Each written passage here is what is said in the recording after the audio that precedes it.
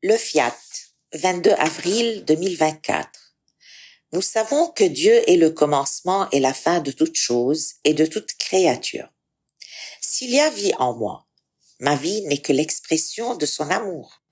Je prends conscience qu'en vivant, je suis aimé d'un amour à l'identique de celui qui m'a créé, et donc un amour qui n'a ni début ni fin. Je lui dois donc un amour qui embrasse tous les temps.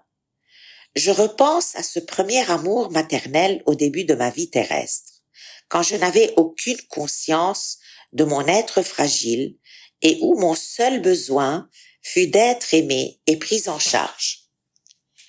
Quand je dis fiat à mon Père céleste, je suis ce bébé au premier jour de sa vie.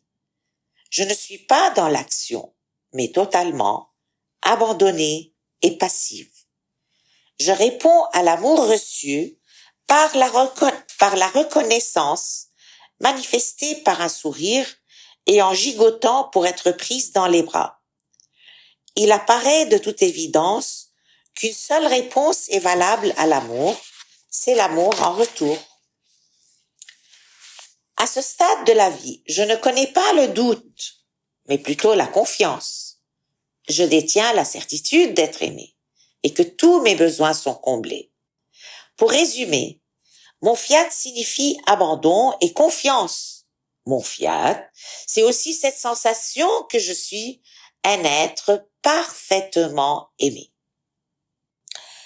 Il en va de même de l'enfance spirituelle. Abandonnée et confiante, je donne à mon Dieu son rôle de père aimant et à moi-même mon rôle de son bébé chéri. Je suis dans le divin vouloir. La volonté de Dieu consiste à m'aimer.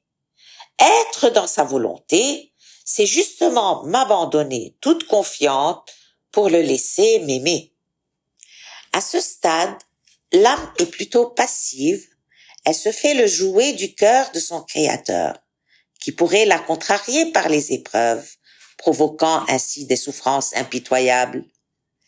Dans sa passivité face à la douleur, elle sait pertinemment qu'elle recevra de son Père aimant la défense contre ses ennemis, la force, la protection, la consolation, le réconfort et toute la manifestation de son amour, à la fois paternel et maternel. Dans cette confiance totale, l'âme est dans la paix, elle ne connaît ni doute, ni angoisse, ni désespoir, ni colère, ni refus de la croix.